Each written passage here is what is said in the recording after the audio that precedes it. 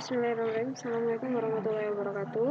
Perkenalkan, nama saya Felandita. Seperti sebelumnya, saya akan menjelaskan tentang bab 2 dengan bab pendirian dan bentuk badan hukum bank.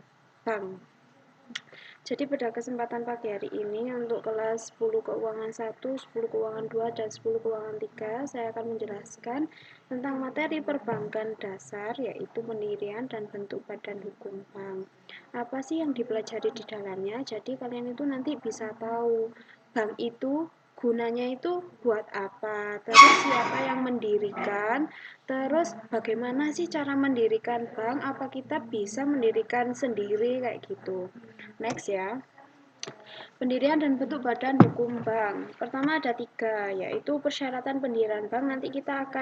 Nanti saya akan jelaskan bagaimana pendirian bank umum, terus pendirian bank perkreditan rakyat atau BPR, terus bagaimana pendirian bank syariah seperti itu. Dengan persetujuan prinsipnya itu nanti bagaimana, terus izin usahanya juga bagaimana. Yang kedua, asas perbankan di Indonesia itu nanti ada 4 yang kita bahas. Asas demokrasi ekonomi, yaitu berdiri sendiri, terus asas kepercayaan, lalu asas kerahasiaan, dan asas kehati-hatian. Dan yang terakhir, kita nanti juga bisa tahu rahasia bank itu, kenapa bank itu bersifat rahasia, terus kenapa bank juga menjaga rahasianya nasabah, dan mengapa pembinaan dan pengawasan bank itu harus dilakukan. Next. Pembicaraan. Ini kalau itu nanti ide buku boleh ini komunikasi ya. Oke. Mohon maaf karena tadi ada kunjungan, jadi besok kita akan ketemu dengan saya ya teman-teman yang akan kunjungan. Next, saya akan menjelaskan tentang asas perbankan di Indonesia. Tujuannya asas perbankan adalah menciptakan sistem perbankan yang sehat. Asas perbankan di Indonesia terdiri dari 4 tadi. Nah, kenapa asas ini harus dilakukan atau diterapkan? Karena kalau misalnya tidak ada 4 asas ini, maka perbankan itu tidak bisa memenuhi hak-haknya, alias tidak dikatakan sebagai bank kalau dia tidak asas demokrasi ekonomi atau ekonomik demokrasi prinsipal. Jadi dia harus berdiri sendiri, tidak boleh ada campur tangan dari pihak lain, dan tidak boleh menerima uang suap atau mempengaruhi suatu perekonomian di Indonesia tuh. Bolehnya Bank Indonesia yang menjadi senter perbankan gitu. Kedua yaitu asas kepercayaan. Jadi bank itu harus dianggap yang harus dipercaya, tidak membocorkan rahasia ke nasabah lain. Misal jadi gini, kalian jadi nasabah BRI misalnya, lalu kalian itu juga suatu sisi itu pengen ngerampok. Nah, kan kita bisa saja kan langsung nanya ke CS-nya atau customer service untuk nanya apa sih seandainya nasabah B ini. Nah, kenapa bank memiliki asas kepercayaan? Karena mereka harus berdiri sendiri, tidak boleh dipengaruhi oleh orang lain, dan harus menjaga kepercayaan nasabah lainnya. Yang ketiga yaitu asas kerahasiaan. Masih sama poinnya. Kalau misalnya nasabah lain itu nanya tentang informasi nasabah lainnya, maka bank wajib untuk merahasiakan informasi tersebut. Lalu yang keempat ada asas kehati-hatian. Jadi bank itu kan ada debit sama kredit. Misalnya dia debit itu menerima tabungan, menerima giro, menerima deposito, time deposit atau deposit berjangka. Nah, asas kehati-hatiannya itu bagaimana? Dia harus menggunakan dana-dana yang kalian simpan di bank itu tadi dengan prinsip kehati-hatian. Tidak boleh disalurkan kredit lain dengan misalnya cuma-cuma atau dengan syarat yang tidak jelas. Misalnya ada orang pengajuan kredit tapi dengan syarat yang tidak masuk akal, maka bank berhak menolak karena mereka harus melaksanakan asas kehati-hatian, tidak boleh secara langsung untuk meloloskan kredit tersebut. Terus next, ada rahasia bank. Rahasia bank adalah segala sesuatu yang berhubungan dengan keterangan mengenai nasabah, penyimpanan, dan simpanannya. Seperti yang saya jelaskan sebelumnya tadi, setiap nasabah memiliki informasi sendiri di bank, yaitu data-data. Biasanya kan kalau kalian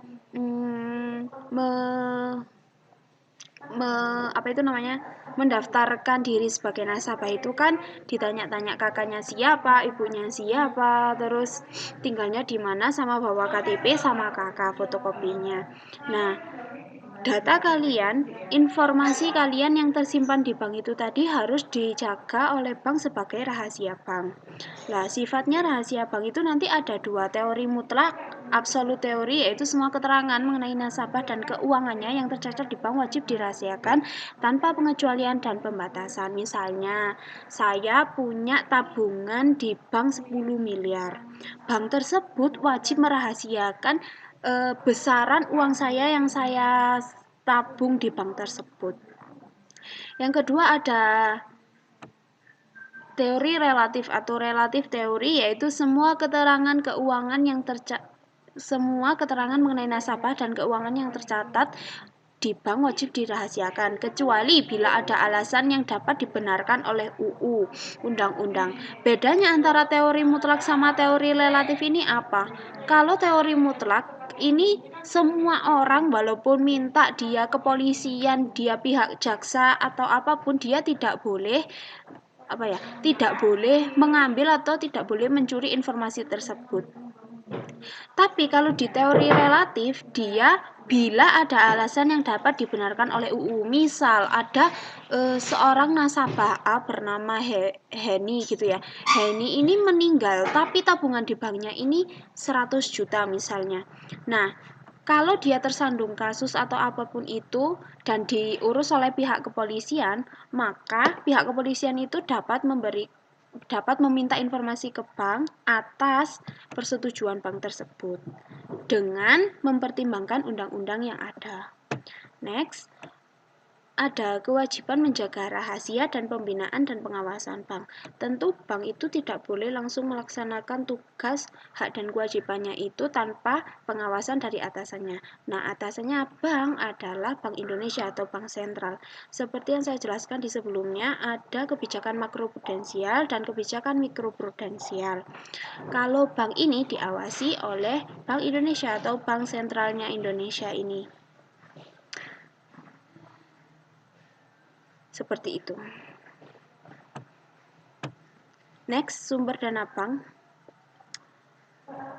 adalah usaha bank dalam memperoleh dana dalam rangka membiayai kegiatan operasinya.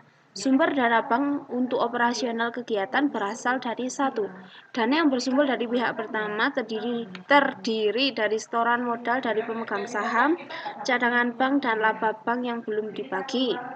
Berarti setoran modal dari pemegang saham. Misalnya saya ini berempat dengan teman saya. Saya, teman saya yang pertama, teman saya yang kedua, teman saya yang ketiga. Pemegang saham ini saya punya modal misalnya 40 triliun, teman saya 40 triliun, teman saya ini juga 40 triliun. Berarti 40 triliun kali 4 kan 160 triliun. Itu sebagai pemegang saham atau dana yang bersumber dari pihak pertama. Nah, dana yang bersumber dari lembaga lainnya, pihak kedua, terdiri dari kredit likuiditas dari Bank Indonesia, pinjaman antar bank, pinjaman dari bank luar negeri, dari surat berharga pasar uang SPBU. Nah, sumber kedua ini berasal dari lembaga Bank Indonesia atau pengawasnya kita di atas bank umum. Yang ketiga yaitu dana yang berasal dari masyarakat. Jadi kalian nabung, terus kalian naruh deposit, itu sebagai sumber dana yang berasal dari masyarakat. Bedanya simpanan giro atau demand deposit ini adalah uang yang pengambilannya hanya boleh dilakukan dengan cek. Tapi kalau simpanan tabungan adalah tabungan yang boleh diambil sewaktu-waktu seperti itu. Tapi kalau simpanan deposit atau time deposit, simpanan yang hanya boleh diambil dengan jangka waktu tertentu. Paling minim adalah 3 bulan, 5 bulan, atau 1 tahun, 3 tahun, dan 5 tahun. Lalu ada bentuk badan hukum bank. Berdasarkan Undang-Undang Nomor 7 Tahun 1992 tentang perbankan sebagaimana telah diubah dengan Undang-Undang Nomor 10 Tahun 1998, bentuk badan hukum bank berupa PT Koperasi, sedangkan badan hukum bank perkreditan rakyat dapat berusaha perusahaan daerah, koperasi, PT atau bentuk lain yang ditetapkan oleh pemerintah.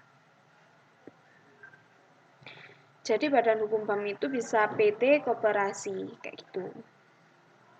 Next, pembukaan kantor cabang. Bank wajib mencantumkan rencana pembukaan kantor cabang, perubahan status, pemindahan alamat, atau penutupan kantor bank setahun ke depan dalam rencana bisnis bank atau RBB. Jadi, kalaupun misalnya kita mau buat bank, misalnya saya tadi ya, mau dengan 4 teman saya mau bentuk bank baru.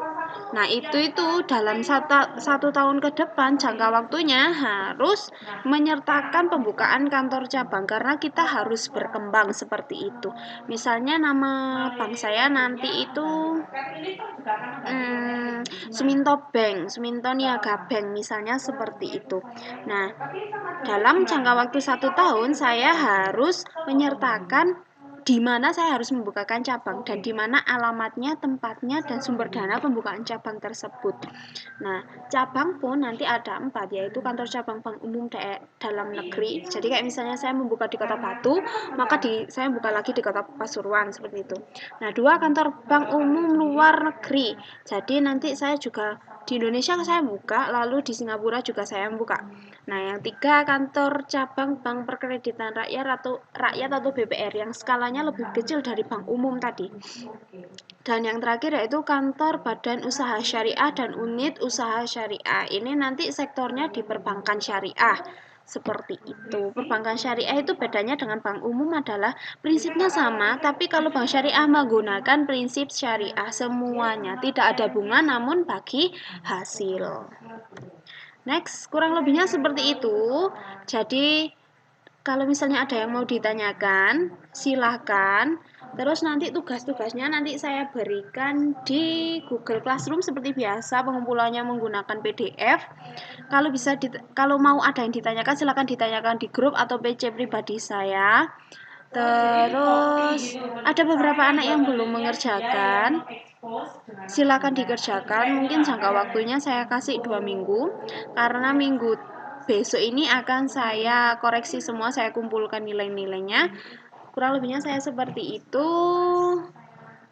Kalau ada yang mau ditanyakan silakan.